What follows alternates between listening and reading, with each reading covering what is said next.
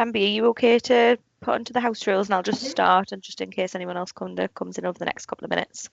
So just let everyone know, the webinar again is being recorded, so please turn off your camera if you prefer, but it is up to you, it's your choice.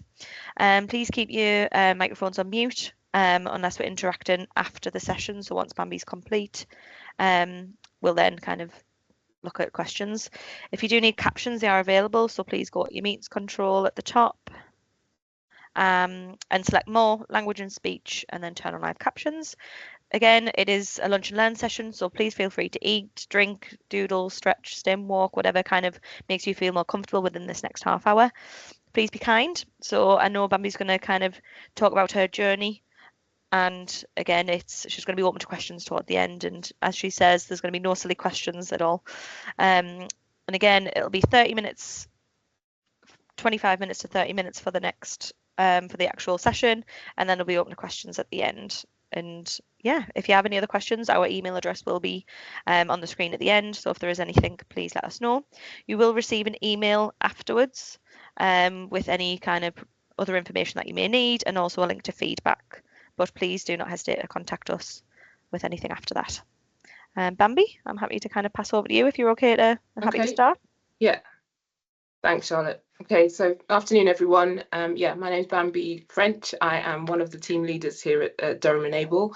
And today I've been asked to kind of talk about the lived experiences of people with disabilities in the workplace.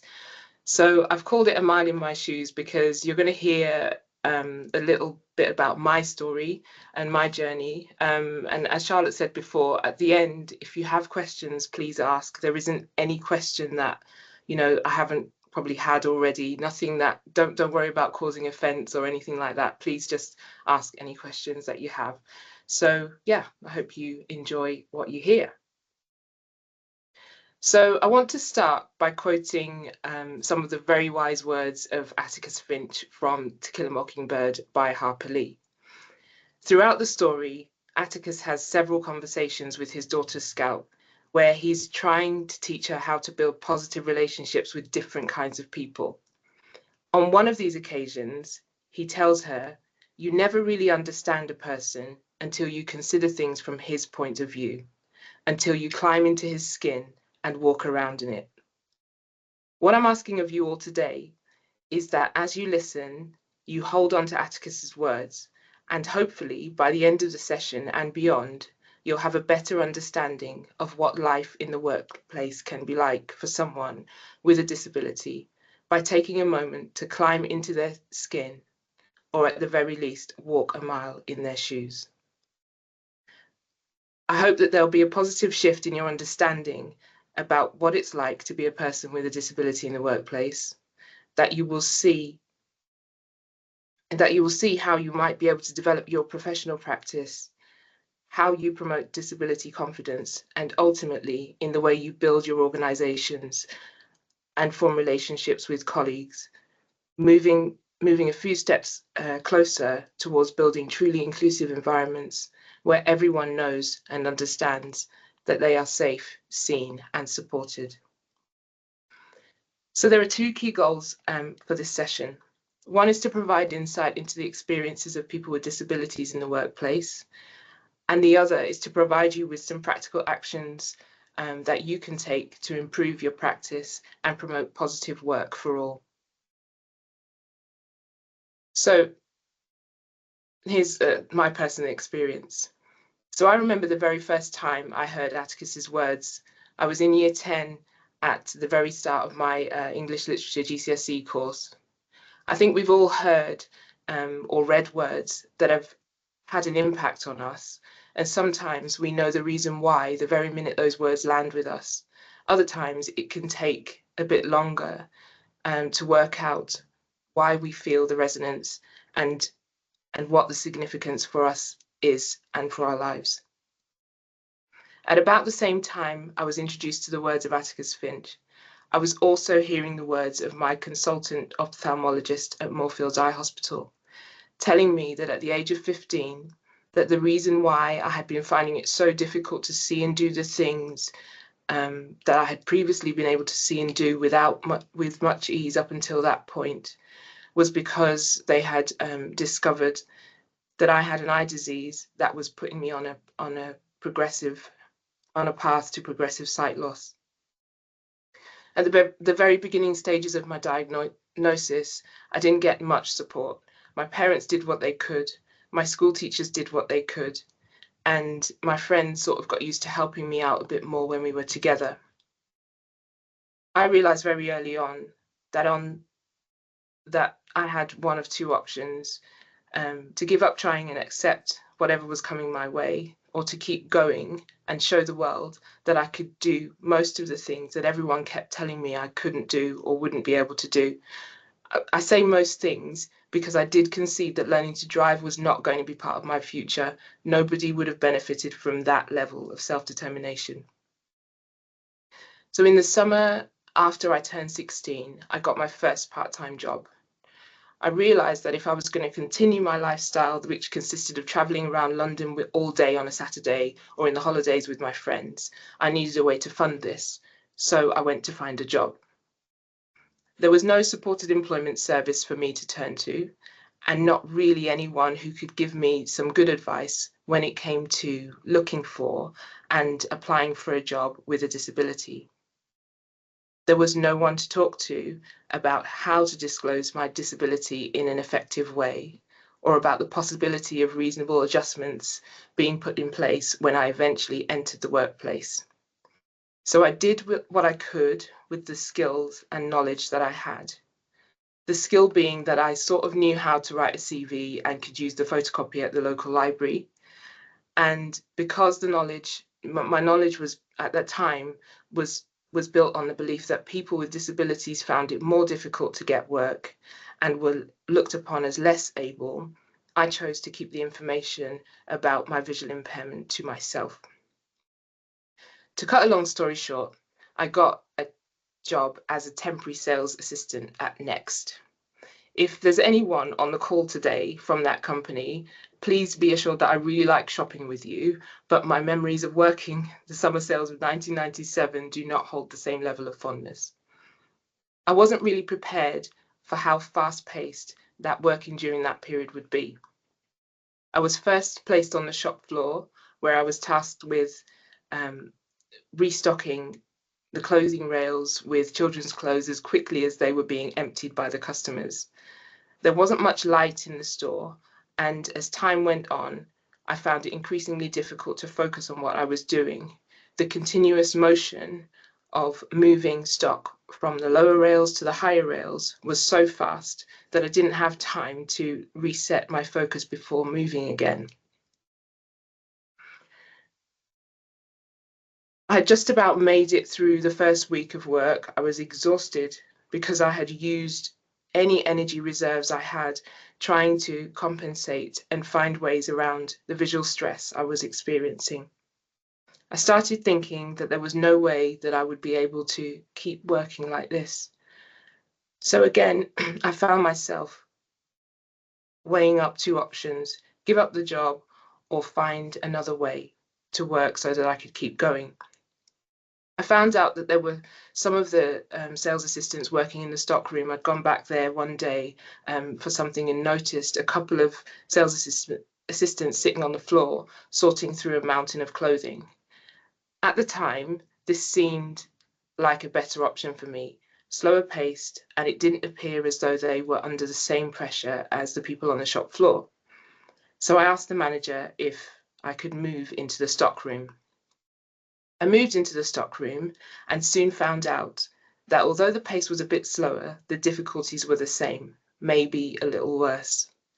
The stockroom task consisted of sorting piles of clothing into their relevant categories. That was simple enough.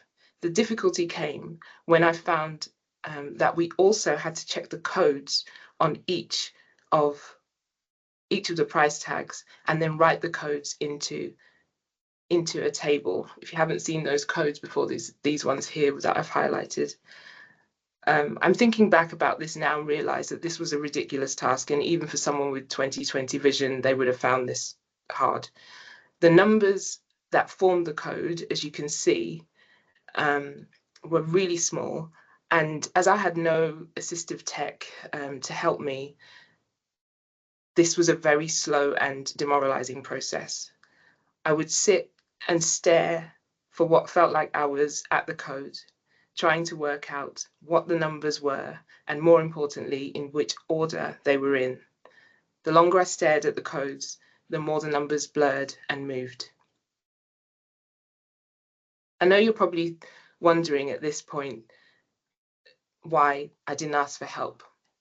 And this would be a valid question. But for me at that time, asking for help meant that having to ask would expose even more about just how vulnerable I was feeling and remind me of how worried I was becoming about my future as far as being able to build a career with a disability was concerned.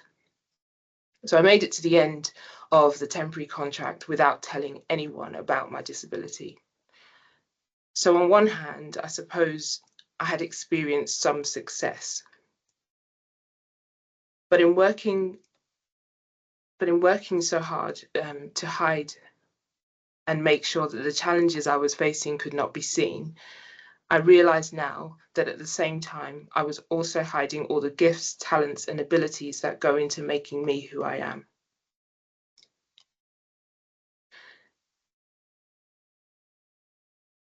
You might hear my story and be thinking, well, if you had just told the employer about your disability, maybe you wouldn't have had such a difficult time.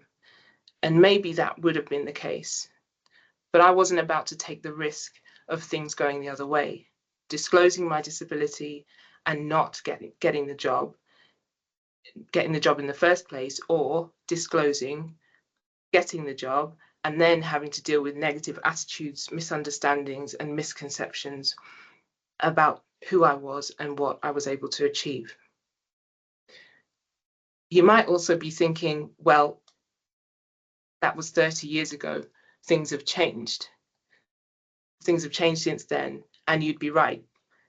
Things have changed a lot, and I think that if I was 16 now and had the opportunity to do that job again, firstly, I'd probably politely decline because it was horrible. But if I really had to take the job, I think the experience would be different, and it would be just like night and day.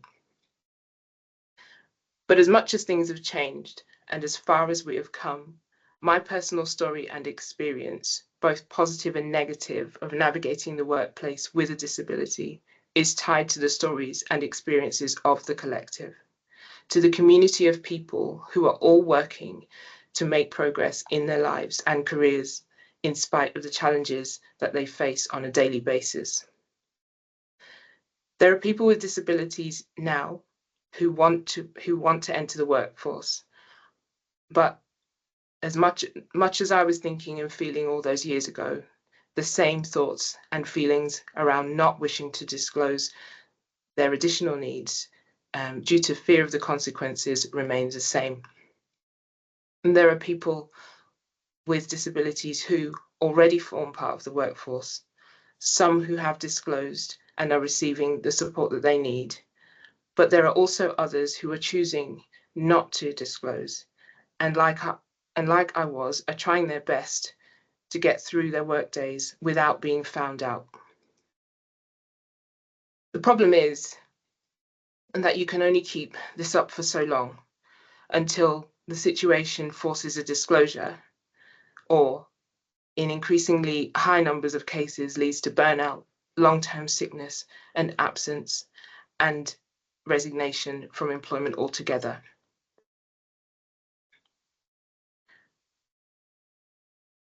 I want to reassure you that my experiences over the years since that summer job haven't all been negative. Has it been frustrating at times? Yes. Have I gone through times when I have seriously considered giving up work completely? Yes. And have I found myself attempting to self-advocate, knowing that if they could at least try to understand from my point of view, if they could try to understand how much my day to day was being impacted by my disability, then I would not only be able to make the progress I wanted to make, but that the organization as a whole would benefit from what I was bringing to the table. The answer again is yes. So I've spent most of my working life up until this point working in education, supporting children and young people with disabilities. I know what it looks like to stand in the gap for other people, to supporting them with their needs. But if I'm being totally honest with you, which by the way I have been for the last few minutes that I've been speaking, it's only really since my recent transition into working in the supported employment sector that I have been able to fully understand what it means to have others stand in the gap for me. So we need to tackle some of the misconceptions around disability and inclusion. The whole topic of disability inclusion can be challenging. We are all in agreement that it's the right thing to do, but sometimes the practical outworking of the values we align ourselves to is not as easy to achieve. We don't really have time to go into the detail of how in this session, but hopefully in the next few points will help you start to move in the right direction. So the first thing is to lean more towards empathy rather than pity. Empathy is about understanding and sharing. Pity is about you being upset about my suffering. This isn't necessary. I've been upset enough about the difficulties I face, and I know other people with disabilities would agree as well. So we're leaning more towards empathy. Focus more on abilities rather than limitations. For the barriers we encounter, there is always the opportunity to try another way. Don't make assumptions about incompetence simply based on what you see or the knowledge that you might have about the needs of an individual. Again, keeping the phrase "try another way" at the center of the training, tasks, and decisions you are making and doing that will go a long way to support this. Disabilities can and more than likely will manifest in the workplace in several different ways. And remember that some will be visible and some will be hidden. So how can we all walk a mile in the shoes of someone with a disability? Well, the first thing we can do is we can promote inclusivity. We can work to ensure that the workplace is accessible, both physically and digitally. Well, that's hard to say. We can also offer remote work flexibility. We can increase bias awareness and training.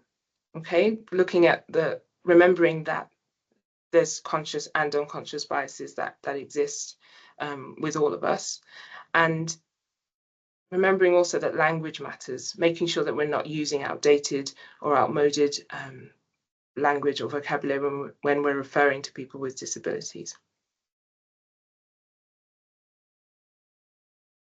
We can provide assistive technology and tools, things like text-to-speech software, screen magnifiers, height adjustable desks. The list goes on and on. And but these are just some of the things that we can do. And we can also make modifications to the workplace by providing quiet spaces for people who require that for sensory needs, or really just spaces where they can rest.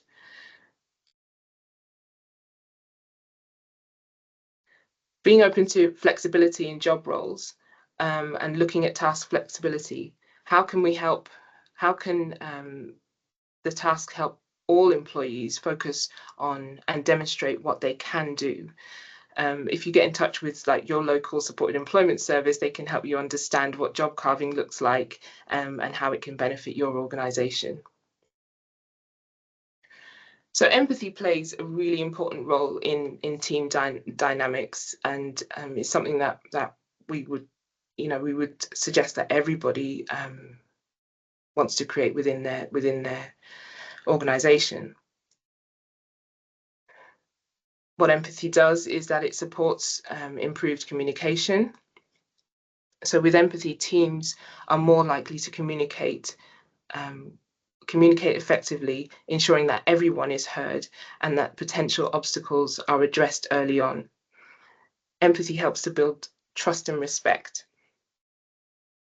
with employees. When employees feel that their needs are acknowledged and that the leadership value their contributions, this builds a supportive environment for all team members.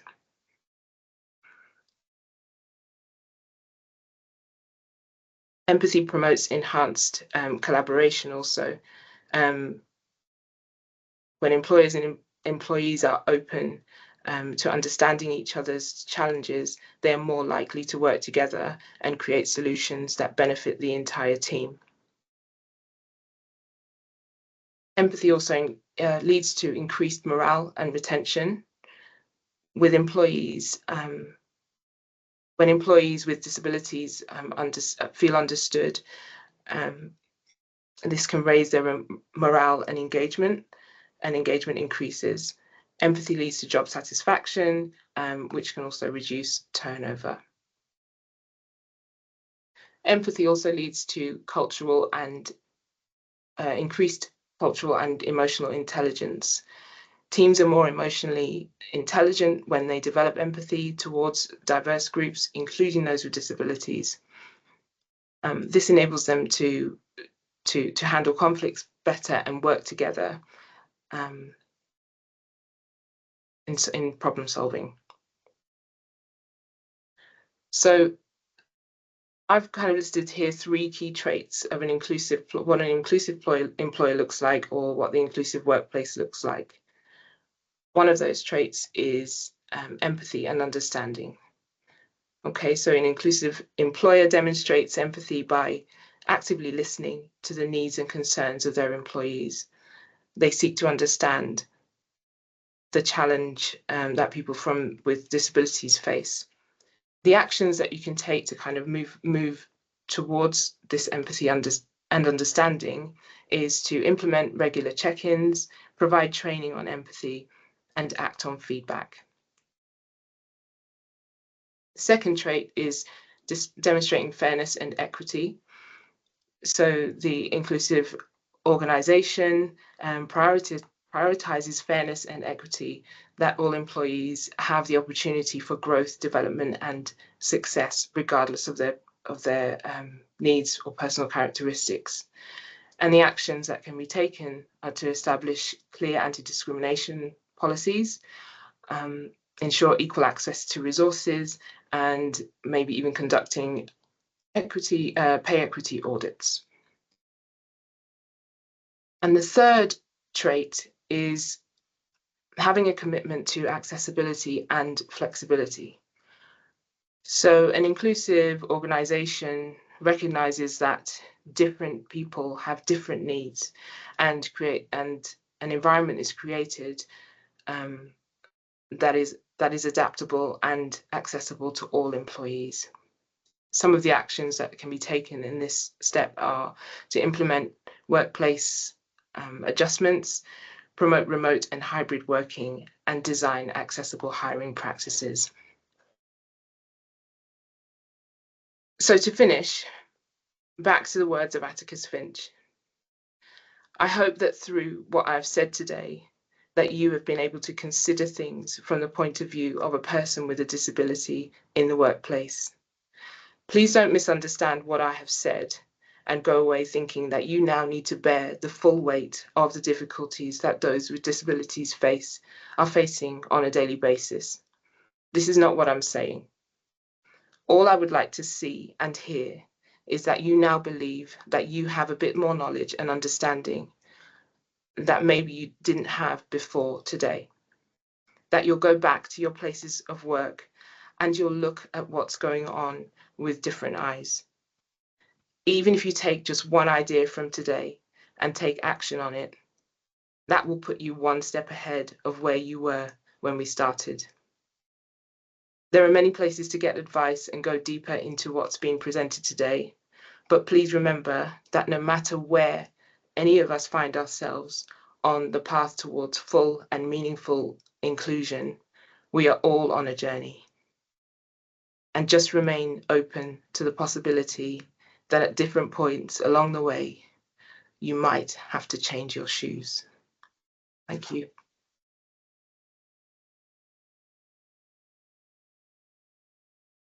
Thank you very much, Bambi. That's been fantastic. Thank you so much for sharing that journey with us. Has anyone got any questions? You can either write them into the chat section or you can also raise your hand.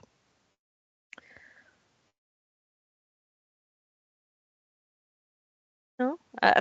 Bambi, I do have a question. We'll go to Paula first, if that's all right. Paula? Hi, Bambi. It's not necessarily a question. It's just a thank you for being able to raise that awareness. In Primark, it's something that is really close to our hearts and minds at the moment. Our wellbeing topic for March is neurodiversity, and I think anything where we can share, and you know, it's great to read content, but hearing it from somebody who is actually, you know, part of that community, if you like, is so powerful. And the only question I would like to ask is, would I be able to use this video recording for a training session? Yeah, I think so. I think so, yeah. Why not? Or I'll just come to Primark and deliver it in person. Well, I mean, you know. Just about to say, get Bambi out. Yeah. That's even better. Yeah. Yes, thank I'll you just for sharing. Yeah. No problem. Thank you so much. Is there any other questions from anyone or any kind of feedback or anything so far? No? I'm going to ask my question now. What's been the best thing an employer's ever done to support you? So knowing that you mentioned kind of since when you've come into support employment, but as your experience, what's been the best thing? I think for me having given me time to explain what my needs are. Sometimes it's quite hard when you are the person with the disability to kind of explain what it is that you need. So actually be given that time and space to say what you need, but then maybe go away and think about that a little bit more is it has been really helpful. Like I said, I've worked for years with children, young people, and I could always kind of help them through. But actually, for myself, and as old as I am, it still sometimes is a little bit difficult to kind of say exactly what I need, and I'll struggle on before I get to a point where I'm just like, okay, I need some help now. So yeah, just having that space, being given that space and time to formulate my ideas, I guess. Yeah. Alison? Hi there. Yeah, so I'm the Disability Employment Advisor at Bishop Auckland Job Centre. And I think job centres are now embracing all of this, Bambi. So, you know, we're aware that people have health conditions. We talk about reasonable adjustments. So even though we have the title Job Centre above the door, we do so much more than that now, especially with the government now are keen on getting people with health conditions into work. So we have now been given more time. We didn't have the time before, but they've actually provided work coaches with extra time to work with people with health conditions. And you know that there's more of us disability employment advisors available as well. So hopefully the message is getting across that it's not just getting you back into work, it's making sure that you maintain work when you're in work as well, and continuing with the support that's out there. So fingers crossed we're learning and developing as job centres. Absolutely. That's great.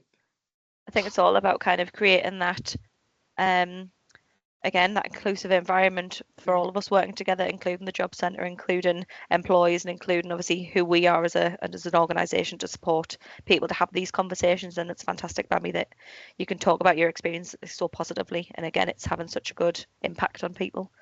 Paula? Sorry. Oh, sorry, Hi, Bambi. Sorry, I'm just really interested in I know your experience in Next, could We're have been we're a not bit bashing better. next. No, that's fine. was But just it could have been a bit better. But in terms of your disability and your needs, and I totally get reading the Kimball ticket and the digits and things. How could, as a business, how could we support that? How could you see that working better for somebody who is, in that sort of area, if you like? I mean, like I say, now we're in a completely different space to where we were in 1997. So I think it's around looking at those tasks that you have, those specific tasks, like those tickets that still obviously still exist, and you've still got to do something with them. I haven't been in retail space for a while, but you still have to do something with them.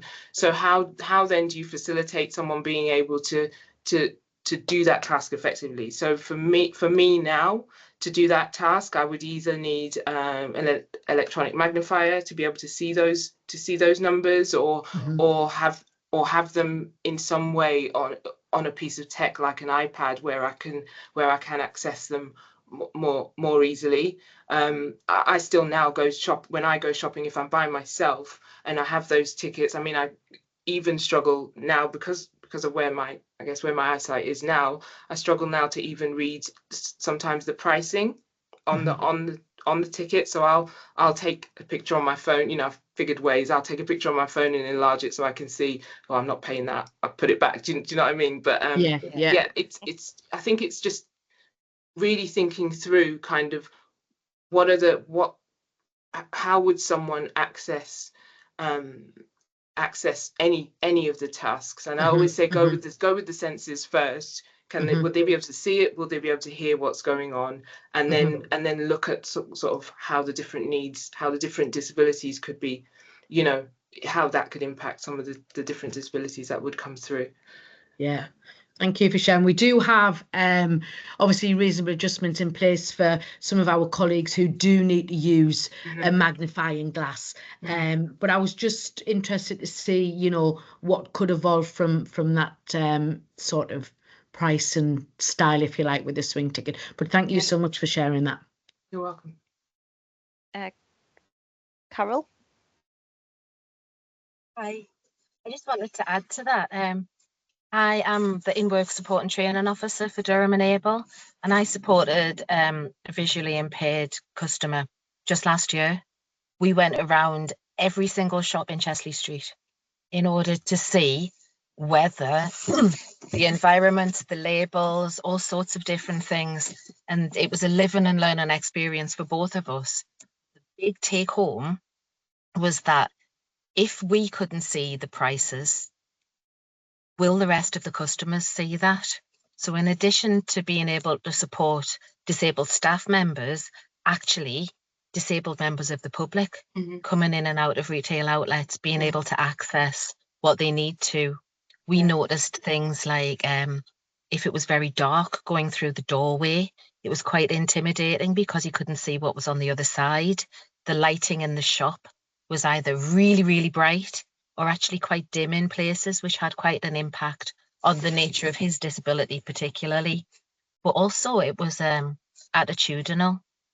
Some people we approached to ask questions about why the price labels looked the way they did, had they considered enlarging, and both of us at that point decided where we were never shopping again and where we definitely wanted to spend our money as disabled adults.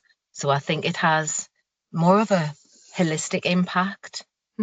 In addition to that, what we can also do as a supported employment service is come in and have a look and help with things like that, significantly around our job seekers. But actually, we want all of our employers to be as accessible in every way possible. So if you want us to come and have a look, Paula, be happy to come. I was also going to add to that, but I'm assuming Ramsey's also going to add to this, as obviously again that's a service that we can offer to support with that. And I've just been working with an employee today to talk about actually not just from a disability staff member, employee, colleague point of view, but what about actually that experience for that customer? Once you've then kind of looked at that, it's all about actually the experience of the customer, and again those like the access to work assessments could come in, and we can look at what else can we do to support with that role and the tasks. But again, it might just be simple as the magnifying glass, or an actual change in the tickets to make them larger, or having signs above the clothing rail to say how much these items are. But again, that's something that we can support with simply by coming in and having a conversation to explore that. Ramsey, did you want to add that? I know I've seen that your hand come down, but yeah. Yeah. Carol, you took the words right out of my mouth. I was gonna talk about that and the work that we can do as a service, or as a sort of the wider sort of service offer that we have. But I suppose another sort of example of that is, and apologies if people know this story or not, and I've probably said it already to various people that are in the room, but we're going back a few years now, quite a few years ago. B&Q have a much older workforce typically, and what they discovered from their own workforce was actually our workforce is struggling to see the prices and the labels on a lot of our products, and the labels and the signage around the store. So if our workforce is struggling to see it, then our customers must also be struggling to see it. So I know next time you go into B&Q, just have a look around, you'll see that actually the signage is much larger than what you would normally see in a lot of other retail outlets, and that's purely because the business themselves, refreshed the way in which they support their colleagues, but also their customers as well. Carol? Hold on, I'm on my phone. It's slightly more complicated. I know there was also some, just building on Bambi's empathy point, that there have been training courses I've seen in supermarkets where people bring in particular charities. I think the RNIB have a range of glasses that people can put on so they can experience what it's like to do your shopping if you've got cataracts or particular differences like that. And some of that experiential learning really helps people empathize more, because some people find it very difficult, speaking as an autistic person, to actually put themselves in somebody else's shoes without having had more of an experience. But there are so many different ways. Trying another way just opens up so many opportunities, thinking in a different way to try and solve some of these issues. And actually, sometimes we can solve a problem before it appears, because we can come in and notice that might be an issue to some people, and change stuff before it becomes a problem. We're much more about preparing the ground and getting the foundations right, rather than having to come and firefight. We'll do it, but we'd prefer to create a nice space to start with that's accessible. Perfect. Thank you very much. And if that's everything, I'm happy to kind of round off the session if that's okay with everyone.